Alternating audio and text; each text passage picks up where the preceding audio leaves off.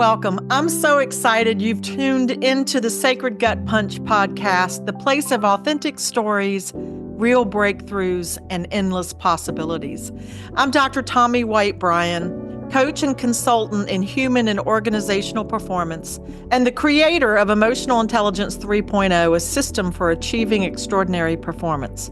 Our episode guest, Jim Anderson, well, I almost have no words to introduce this gentleman. He is one of my favorite people on the planet. I laugh more with him than anyone else in my life. I find him an absolute delight. And he just being in his presence is so joyful for me. And I appreciate that he's here to share his story of Sacred Gut Punch with us. And Jim, before we jump into the story of your Sacred Gut Punch, tell us a little bit about yourself and the work that you do. Tomi, first, it's really great to be with you. It's an honor, and look forward to just exploring sacred gut punches in this conversation together. Because we always have more than one, right, Jim? I've learned to love them. If they don't kill me, they free me. But I am a husband to my best friend, Kristen, for coming on 45 years. And that journey has been nothing short of exquisitely beautiful and unendingly challenging in the best of ways. And then we've been blessed with the stewardship of 5 souls. We always talked about how we wanted to have 4 children and ended up with twins the last time.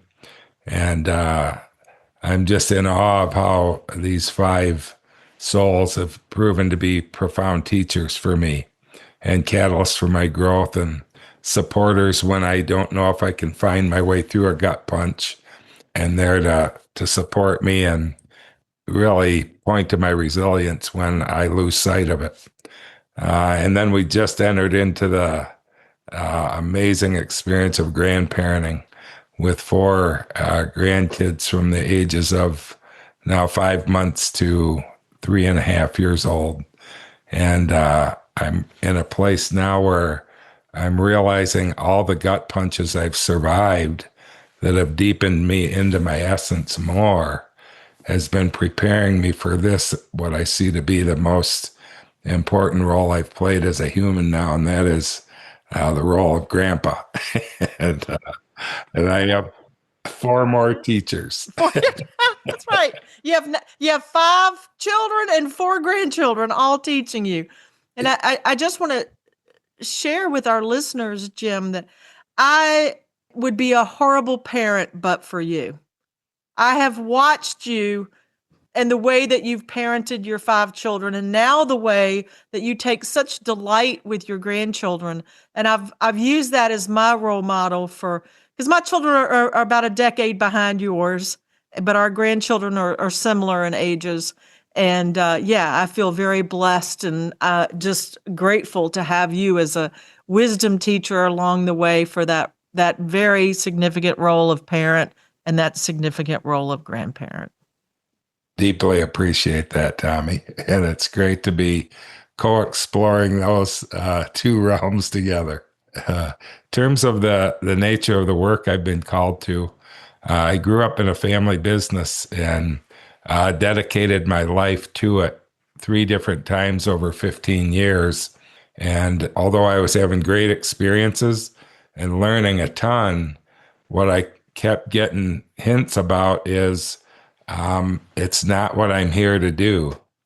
And I loved every bit of that 15 years of experience.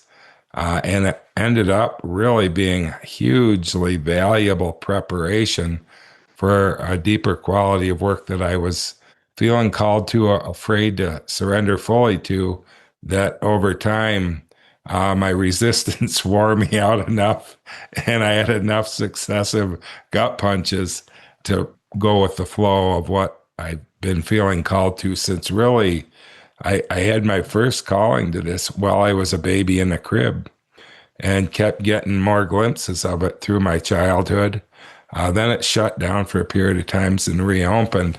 But the call to really bearing witness to the beauty of the light that I actually am and learning to trust it more and more subtly, deeply, and inherently. And then, based on what's born out of that from an awareness perspective, I'll leverage that experience as a coach and consultant, supporting others, surrendering their false images of themselves and coming to fuller congruence and finding the courage and the willingness to say yes to that more and more consistently. Jim, as you were talking, I'm like, oh yeah, that's the strategy of you go first. Right? You go first and then I'll follow you. But that's what a coach and a consultant does, right? They go out there and they live life and they go first and then they turn around and bring others, right? Do you remember the old Life commercial where the two brothers aren't sure if they want to try the new cereal? So they go, "Hey, Mikey." He's their little brother who they get to try this stuff before they risk it themselves. I am a poster child, Mikey. I believe it. You need somebody to go have the embodied experience of it to see if it's a good idea. That would be me. Right. And then you'll turn backwards and go, listen, don't do that. Let me help you. You can do that, but don't do that. 9 out of 10 times I say, if you must, I'll support you. But if you don't have to, I highly recommend that you don't. and I think they call that wisdom.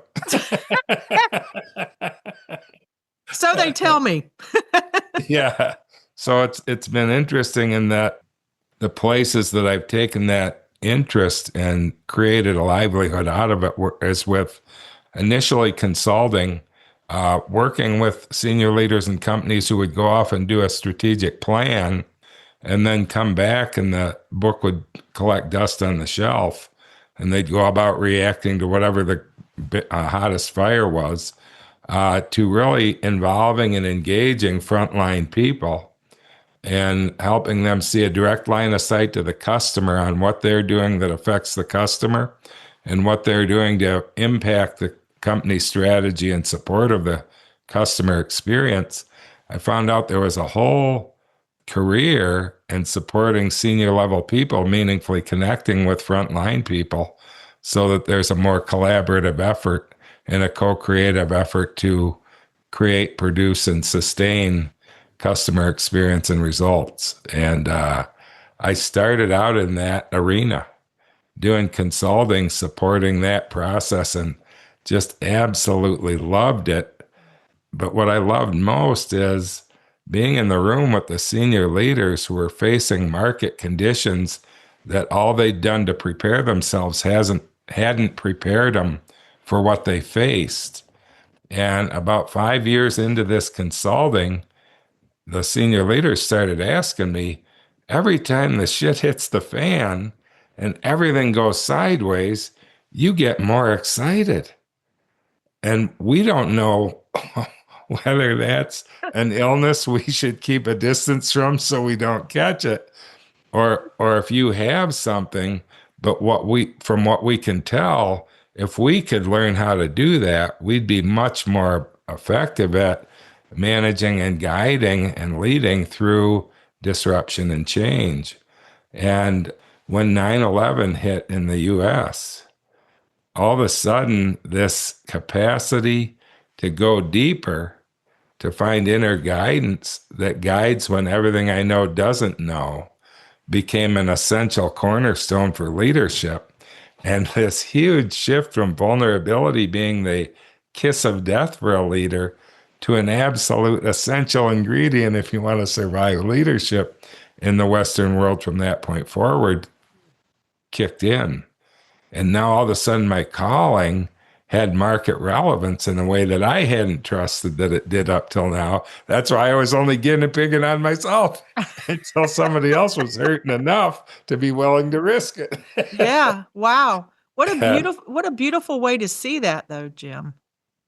It really was such a powerful shape shift of realizing for some reason from early age, I was a constant experimenter and explorer, and I trusted my own experience more than people's conceptual ideas. It made school a living hell. But Jim, I was just about to say, would your mother call it you an experimenter? Probably not. she would have called me a lab rat gone awry. Yeah, I think teachers and my parents didn't fully appreciate my laboratory learning. I used to say that most kids go to school to learn something from really good teachers, and those who sit out on the far left end of the bell curve with me, we go to school to make better teachers, because if they can get us to get it by the end of the year, there, I assure you they'll be a better teacher. They get Teacher of the Year award. That's right. Canonization for sainthood. But that whole call now into cultivating, trusting, and allowing the deeper, subtler aspect of our being to come into conscious awareness and to understand that there are situations and times and places where when everything we know in our head or our heart don't know what to do, while there's subtler awareness in the gut and the soul that are designed to guide when what we know doesn't know. And I'm just so caught by how my genuine curious interest in that inquiry in my own life, and then inviting that with our kids, because my wife and I share that inquiry, has really produced a body of experience where gut punches are an essential part of the life cycle of coming into our wholeness. And I'm amazed at how I conditioned myself with a very limiting, failure-oriented self-structure that then had to be absolutely challenged in the quality of intense heat and a series of gut punches that I wouldn't have guessed I could survive, that I'm now sure, had they not come and challenged me to the edge of surviving, wouldn't have opened the door to thriving. Wouldn't have opened the door to, oh, I form up a self-image. I start to realize its limitations. It served its purpose on surviving early life things. Now it's time, like training wheels, to take them off the bike and ride with two wheels. Same here. Oh, my beliefs, my self-images served me well to get through the first 30 years, and then started to have a real confining, limiting pressure that resulted when I resisted and tried to cling on. Along come the gut punches to loosen my grip and start to risk. Can I let the image of poor, worthless Jimmy, who's incapable of much of anything, start to get tested in the light of day to see if those assumptions are true and whether that self actually exists? And over time, through lots of rigorous testing and seeing, wow, the image of myself that allowed me to survive challenging times had served its purpose and can be freed to go serve somebody else. Now I can go into a deeper trust of true nature and essence, start to risk being a more fully embodied expression of that, and a vessel that's a creative vessel through which that can be more expressed in service in the world. What I love, Jim, is that you can see that. So in my model, I call it the forced emotional opening, right? That a lot of times we will not change until the force of the universe, or your, whatever you want to call it, punches you in the gut. I mean, to me, that's the beauty of the sacred gut punch. It's the moment the universe says, you can't do what you've been doing anymore. This is not working. Yes. And that's what I heard you saying, is that. And I'm a little slow on the uptake when the universe comes knocking on the door that way. I literally several times have had to take it right to death's door in order to be willing to surrender into what it was inviting. Yeah. So, Jim, I talk about the universe can, first it'll whisper gently in your ear, "Hey, Tomi, that's probably not the direction." Right. And if you don't hear that, it taps you on the shoulder a little louder. "Hey, Tomi, you're walking the wrong way." And because I don't listen to those things, they usually use the third level, which is the whack on the back of the head with a 2x4, right? So I'm right there with you about going to death's door before I would change my ways. After the third whack of the 2x4, I consider listening. Yes, we're kindred spirits in that way. I always used to say I'm a little slow on the uptake, but once it gets in here, I retain it.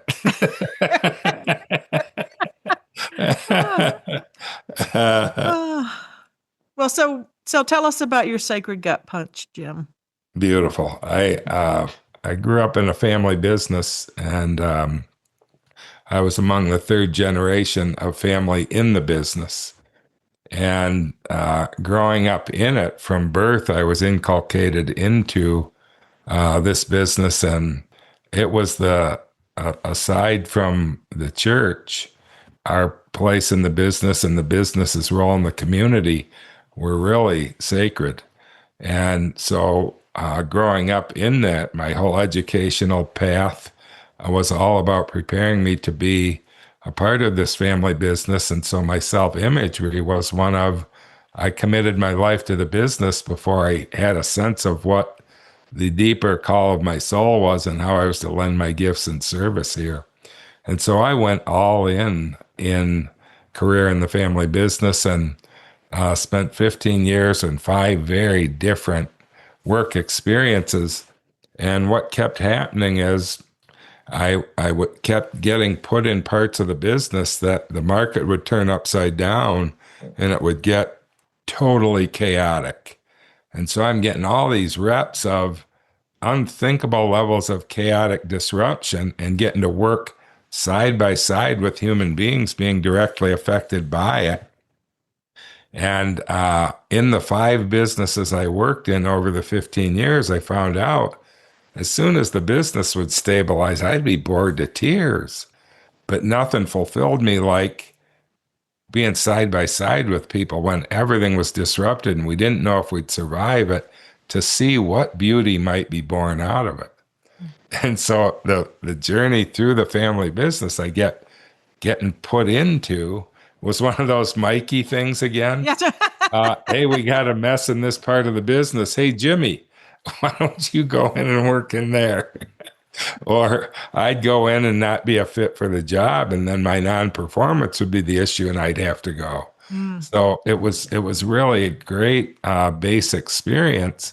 But 3 times in that 15 years, I kept feeling a calling, interestingly, to teaching and coaching. And the only sense I could make of that was coaching wrestling. And so I got involved coaching wrestling on the side to see if that would satiate. And 3 times I'd get the call coaching. And yet I was wrestling coaching and it wasn't satisfying the need. So it was something other than that, but similar. The only framework I had for it at the time was coaching wrestling.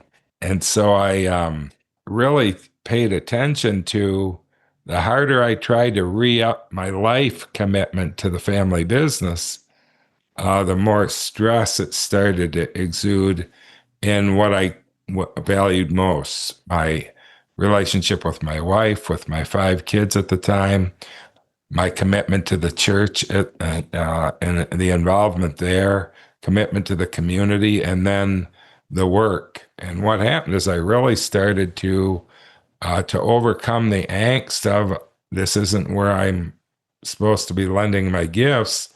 I started working longer, harder hours, taking on more responsibility to dull that call.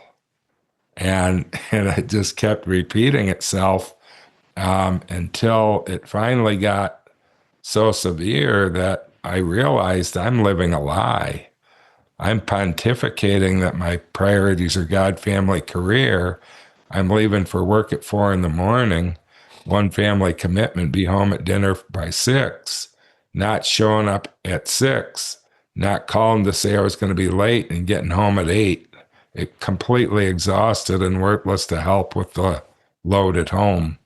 And that started to create so much tension, both on my physical health, my mental and emotional health, and my relationships with my wife and my kids. It finally reached a gut punching explosion point where it became really apparent I can't continue to live this lie and keep the commitment I have to my wife and my kids. And so I had to start to surrender the life commitment to the family business and cut that cord, not knowing what the hell we were going to do that would sustain our family. Jim, what I'm profoundly impacted by is, there's lots of people, in the world who come to that moment where they have to make that choice, right? My family of birth or my wife and children. Yeah. The commitment to both is not working out for me. Yeah. Yeah. So what was your thought process? I mean, how did you decide, okay, I've got to choose this and not that? It was really helpful that my wife was just an absolute essential catalyst because she was feeling the burden of, I'm a no show on the commitment I made to her. We now have 5 kids and it's not working. And so she was able to say, we've got to make a radical change to support our relationship and that with the kids. And we just decided that time to take a couple of days to really think about, can I continue to do this and keep the commitment? And it was really clear I was living such a lie and I was delusional about it. I had to face a reality that my most important commitments are my wife and my kids, and I am a no-show. And so that sobering reality allowed us to come together on the same page to say, we'll cash out our retirement, take the tax hit, and figure it out together. That's really brave. Well, this was the first leap into chaotic not knowing for me. And it turns out that's what I'm here for, to support people cultivating their capacity to leap into the absolute lunacy of the unknown willingly and on purpose. Well, we discerned, and we were now in that relationship with her. We were both trusting our inner guidance, and it made no rational sense to anybody. People were absolutely clear that I had lost my mind and wasn't okay. Because we were clear, we have to cut the cord with the family business, then figure it out. Well, when I go to announce I'm resigning, people want to go, what are you going to do? And my response was, I don't know, which confirmed Kristen and Jim have lost their tether to reality. And Wow. so we decided we'll resign my position in the family business, and then we'll cash out our retirement and figure it out. And no idea that when I announced it, the nature, I had communicated things with my dad, who was the CEO in the business before, and then to my boss, and that sequence hadn't worked in the past. So I decided in this case, I'll communicate with my boss on a Thursday, and then Friday morning had a meeting scheduled with my dad where I'd communicate what I was doing with him. And it just so happened I communicated with my boss. He was supportive, and the P&L for our business came out that day, and the results were not good. And so my dad calls my boss to his office to challenge him on what's going on in these results. And under the pressure, my boss says, I'm really feeling challenged with all the market dynamics and the challenges in my leadership team and with Jim leaving. Oh my gosh. So my dad heard it from my boss, which created another gut punch. Yeah. Next day, I had the conversation with my dad, and we moved on the decision. But when that happened, I wasn't sure who I was when I wasn't in my family of origin, in the family business, with a title and a paycheck and clear responsibility. Now I'm alone with my wife and our 5 kids, not knowing what we're going to do, which is a perfect catalyst to find out who the hell we are. Yeah. And well, Jim, how old were you when you made this choice to leave the family business? Early to mid 30s. And you had 5 children. Do you remember their ages? The twins were pretty newborn, so it would have been about 7 or 8 as the oldest, and one, the twins were one. So probably 8, 6, 4, and twins at one. And so you and your wife decide to walk away from a family business. Third generation, you're in your 30s, you've got 5 kids, and you say, we have to walk away. Yes, without a plan of what we were going to. And I didn't realize the ripple effect that now for my family, my decision and the irresponsibility of resigning without a plan when I'm responsible for 5 kids. Kristen and I are responsible in that. I don't think anybody could understand, including ourselves, the pressure we were under and the essential urgency to make this decision. Nor could I understand how crazy this looked from the outside. And so as a result, my mom and dad and my siblings went into deep concern and fear. Are we okay? And also, this isn't reflecting very well on the family and the business and the church in the local community. So all that pressure resulted in it had a feeling of being ostracized. But I don't think anyone was actually doing that. It was just I was so confused and lost, but I was coming home. I just didn't know it yet. You know what's fascinating about that, though, Jim, is that you and Kristen knew this had to happen for your own, whatever you want to call it, personal development, saving yourself from a life that was a lie. And no one, instead of saying, tell us more, the family thought you guys, something was wrong. Yeah. And this is the part for me, at the time I was enraged and shocked by that. But with time, I now have a much better understanding of it. And at the time, it felt like harsh judgment. But what it really was our decision and our acting on it short-circuited everything they knew. And invited everybody to go into a deeper place of surrender. And that probably took 20 years for that deepening and that healing to occur. So it needed to be a big seeming wedge that separated us and create a lot of hurt as part of the important parts of the gut punch to do the deeper work and then heal.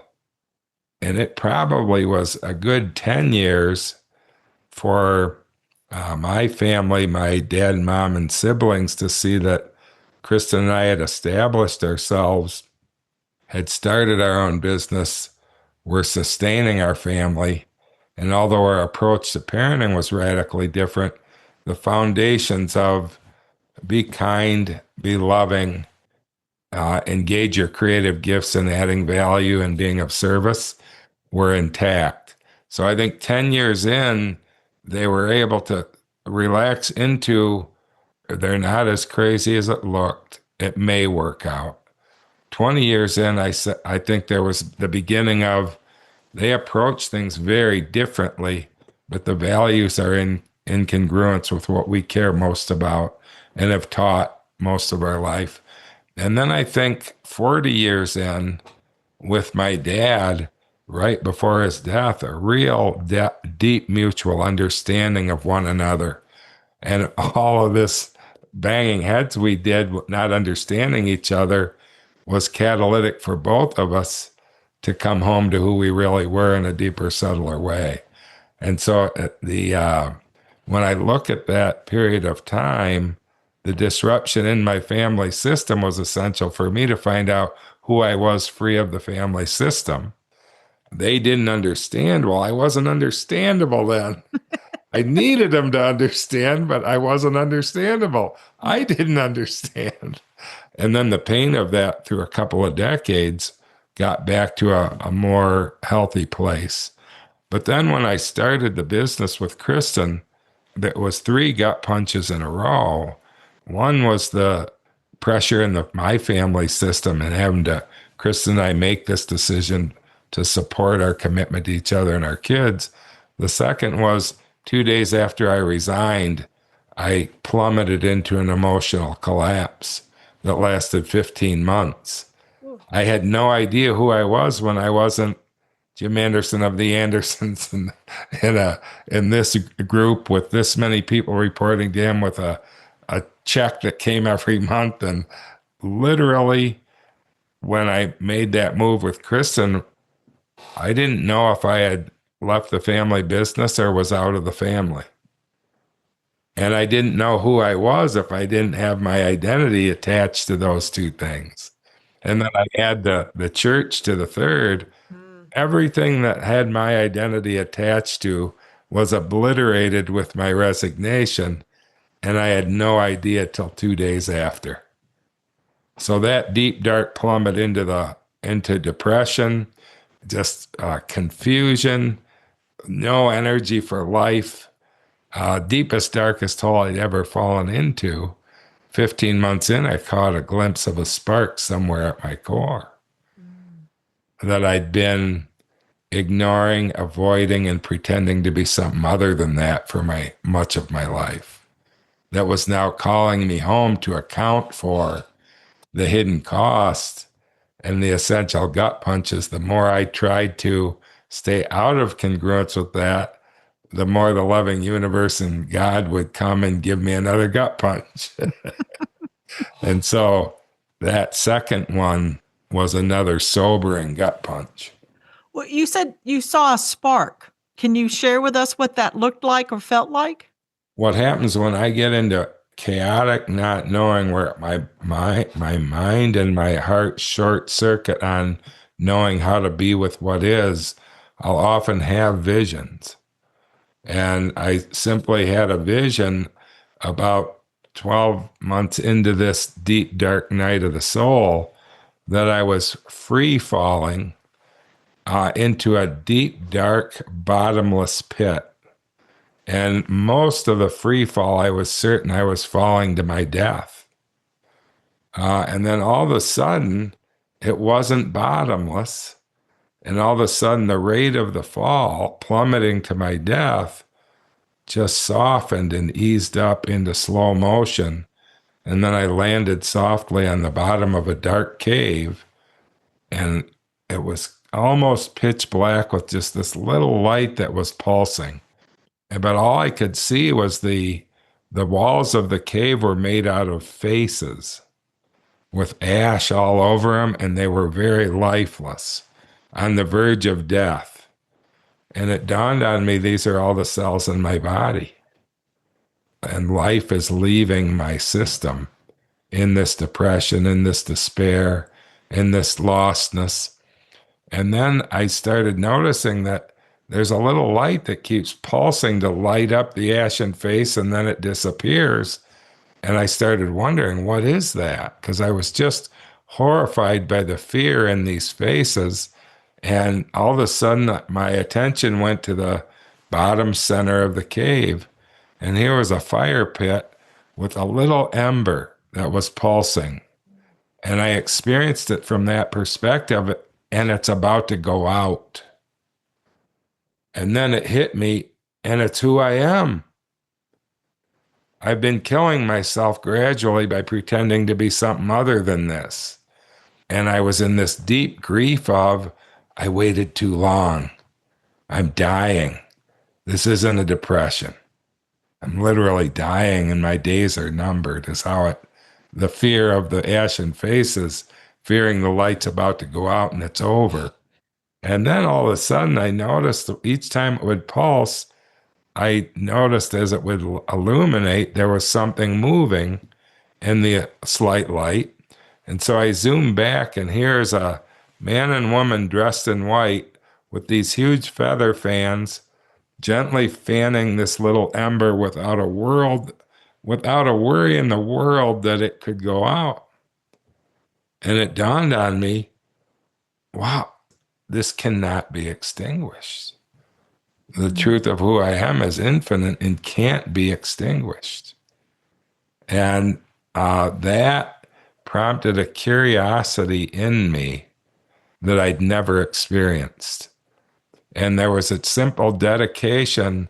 The rest of my life is dedicating to coming into more intimate relationship with whatever the hell that is. And that was a first foray into ease not knowing through the channel of open, curious inquiry and appreciation for what is, because everything that crosses my path is to bring me into more intimate understanding, relationship, and fuller expression of whatever that is. That's profound. And that it's amazing how that ember over time turned into a little campfire and then a roaring flame. And now we can't put it out. No. Yeah, that's right. Then there was a third gut punch. At that time, I got back on my feet emotionally. Kristen and I started the business, and I was on a trip to Canada to do some work with a bank up there. Went to the airport, went into the bathroom, started to urinate blood. Oh my gosh. And it turned out that all of this fear-based duress that had been going on was putting intense pressure on my kidney system. And my kidneys started to fail. And I went in and in the diagnosis found out that my left kidney was fully functioning and healthy and bigger than a normal kidney, and that my right kidney was not functioning properly. And they didn't know if it was a birth defect that had never fully formed or a healthy kidney that was sick, and determined that it was from birth. Wow. And so the bleeding stopped and the left kidney picked up the load again. And so again, it looked like I'm at the edge of death. And while I was in the hospital that time, I had another one of these visions. Two doors appeared before me, and one was change nothing and be dead for sure, literally in 18 months or less. And the second door was leap into this void of not knowing with some probability that it could kill you. Well, it was really interesting. Instead of choosing to go through door 2, I sensed I was already on the other side of it, and I just had to trust it in my body and bring my body through door 2. Wow. It wasn't a choice. I was already there. And I didn't know I was there. And now, I can't not bring my body through door 2 to see what's there. So that 1, 2, 3, the relationship challenge, the emotional collapse, and then the kidney, really, Kristen and I, at some point, redid our marriage vows to support. This is no longer two people giving up their essence to support the false image of one of us or losing ourselves in our marriage to each other. It was reframed. We're committed to awakening to this light, whatever it is in each of us, and embodying it and creatively expressing it and how we're called to be of service. And now our marriage is come together in support of witnessing each other in that. And the commitment was we're both committed to be that no matter what it costs. And the moment our relationship interferes with that, we honor the other's choice to say yes to this inner call, even if it means having to leave the marriage. And I remember when we reframed the vow that way, I thought her quickest move is going to be to the door because she'd be better off pursuing this on her own. And it was really interesting because it really has changed the whole makeup of how we're in relationship today, where this constant nurturing, coming into a more intimate love and appreciation of, integrating into this ever-present infinite essence.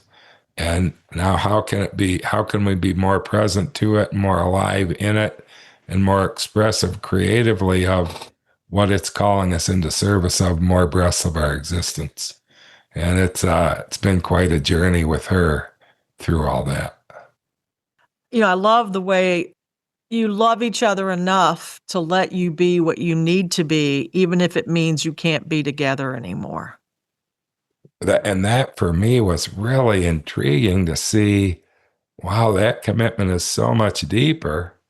And if our relationship isn't a catalyst for us to inhabit our essence more, why would we want to stay in it?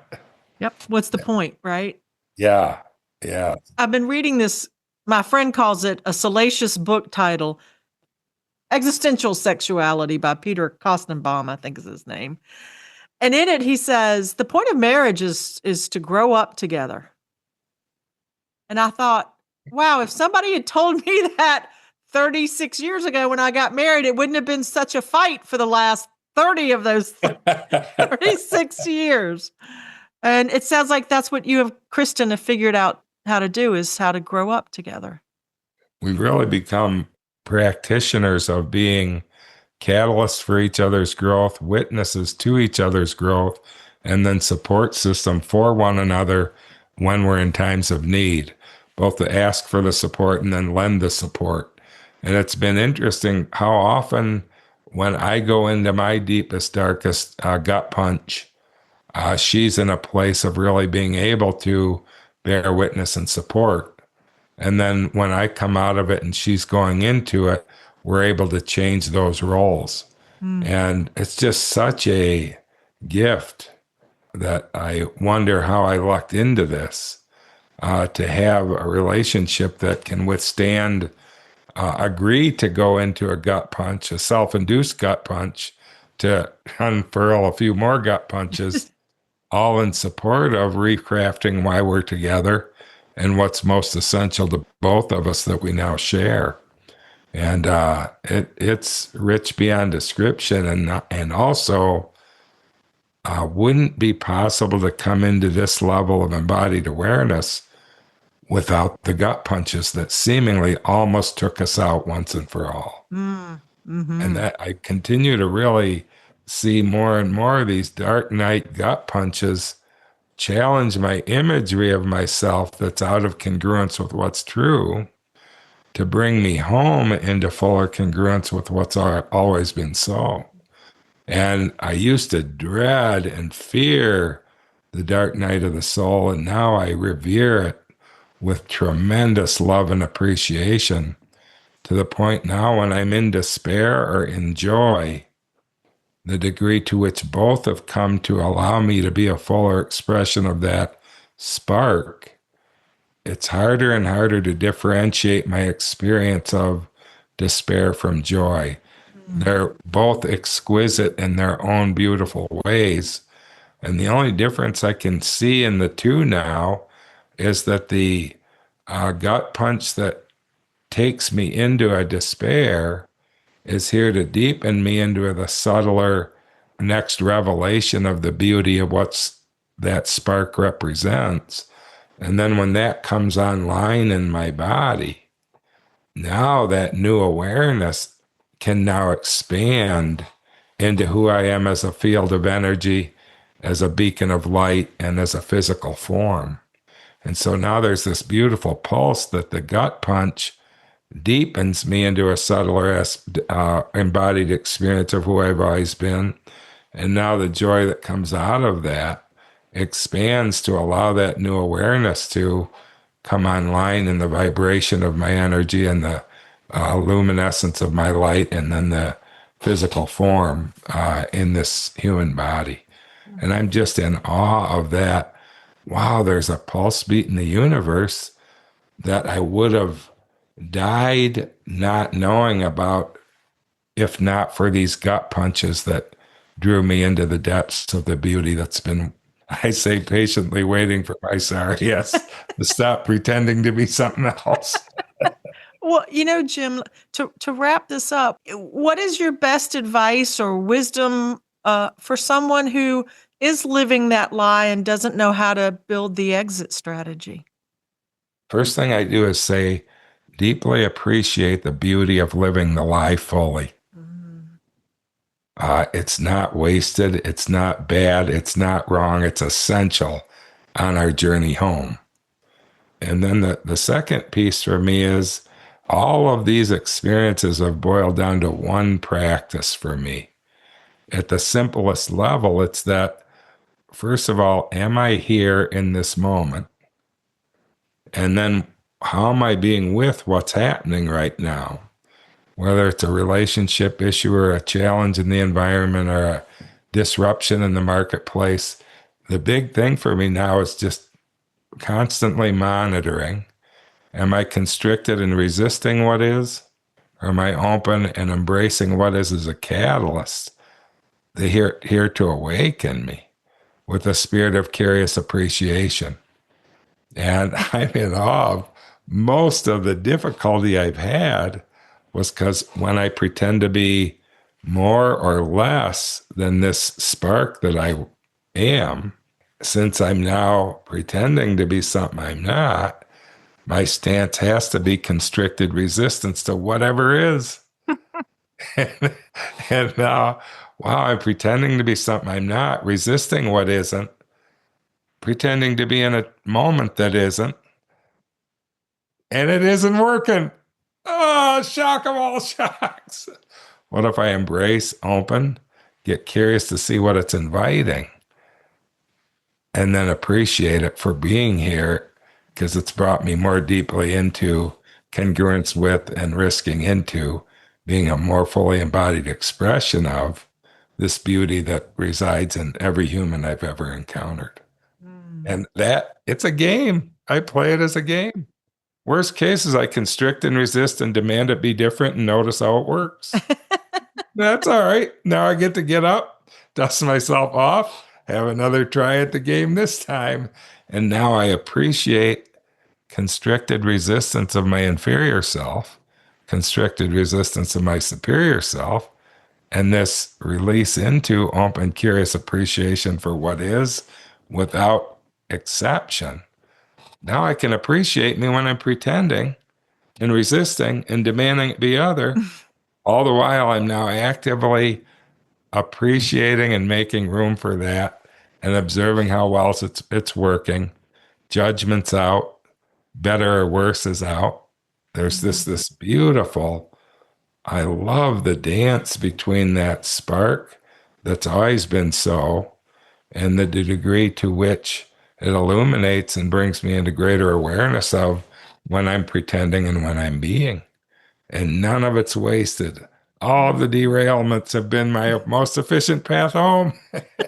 And the journey continues for every breath of my existence here. I love that you were able to see that the derailments were an important part of the journey. And so, Jim, we have a lot of nicknames for you. And I answered all of them. Well, I have a new one, Sparky, right? I'm going to start calling you Spark. So, Jim, I love you dearly. This has been such a pleasure to have you here. Thank you for your time and the gift to our listeners of your wisdom and your journey and your beautiful approach to the sacred gut punch. What a privilege to be with you. I deeply appreciate it, Tomi, and I love the name of this podcast. And then when I'm aware of your call to how your gifts are meant to be in service now, it feels to me like really visiting the beauty of the gut punch and the sacredness in it is clearly aligned with your life's work. And I'm so grateful to be invited to be part of it. Thank you for seeing that in me. Love you, Jim. Love you too, Tomi.